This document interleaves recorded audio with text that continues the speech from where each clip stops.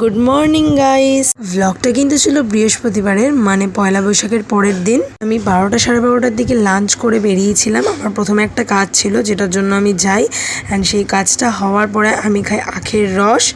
আমি যখনই 8 বেজে আমার ম্যান্ডেটরি আমি এই দোকান থেকে আখের রস খাবোই খাবো, কারণ এই দোকানে আখের রসটা আমার এত বেশি ভালো লাগে না বলার বাইরে। তো তারপরে আমি করে নিয়েছিলাম র্যাপিডো, অ্যান্ড র্যাপিডো করে আমি ডিরেক্ট চলে যাই কলেজে। ফার্স্টে তো গিয়ে আমার ক্লাস ছিল, আমি সেই ক্লাসটা করি, অ্যান্ড করার পরে একটু বসে আমরা আড্ডা দিচ্ছিলাম। অ্যান্ড দেন তারপরে চলে আসি আমি বাড়িতে।